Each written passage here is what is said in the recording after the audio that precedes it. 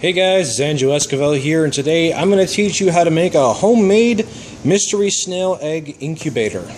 Now, chances are you probably have a lot of this stuff lying around in your house, and it really doesn't take all that much modification of these things to make a snail egg incubator. Let's go ahead and open it up and deconstruct this so I can kind of show you what's going on here. So, as you can see, we have like a plastic Tupperware. Make sure it has enough room to fill it up halfway with at least like an inch or two of water. And we take the top off here.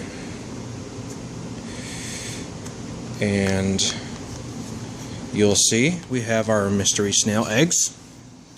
Now let's go down to the bottom layer really quick, because that's where the magic happens. We'll place our mysteries right here for the time being. So, this is the basics. We have water, make sure it's hard water, and we have 2 little cups. Now these cups are the same kind that you find betta fish in.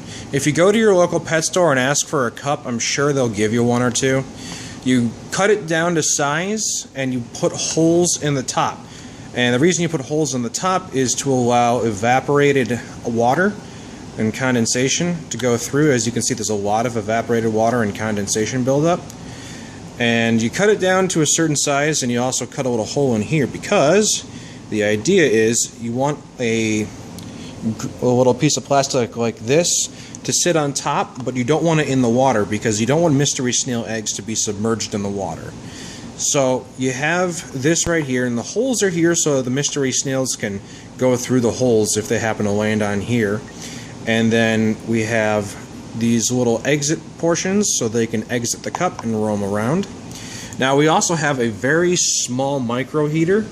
This is one from PetSmart.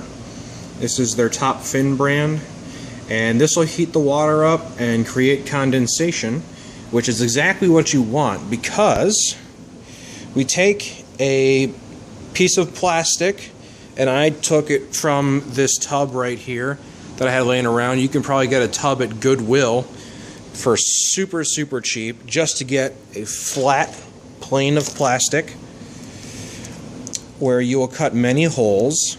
And the reason you want so many holes is because eventually these snails are going to hatch, and they're going to want to get into the water. And if there's no holes, they won't be able to.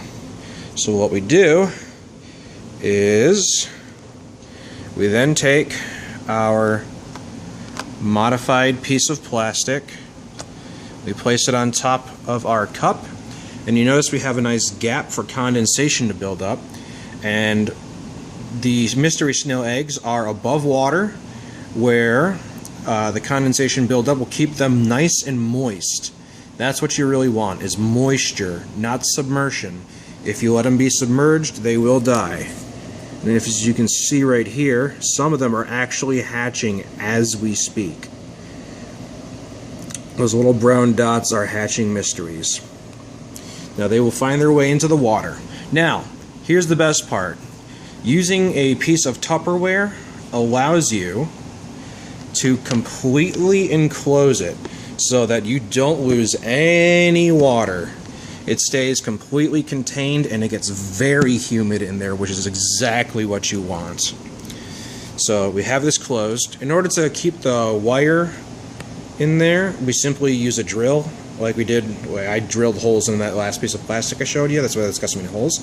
And you drill a small hole, and then you cut a line with scissors directly here, so that it's got a very small opening for minimal amount of air that may escape. And you can even cover this up with silicone, aquarium grade silicone right here, if you want a perfect seal. And if we come around, you will see that the light for the heater is on. Sorry about the out of focus camera.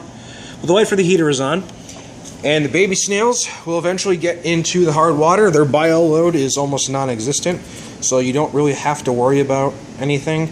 They will not take up much oxygen, and once you check on it every few days, you should have a bunch of mystery snails in the bottom, And then once that happens, you can put them in a proper container, meaning a good tank that's cycled and everything, in a little spot, perhaps a breeder net, or if you have a tank for your snails, you can put them in there. But either way, now you have a snail incubator that can be made for very cheap. So thanks for watching, guys. I really hope this helped. Good luck.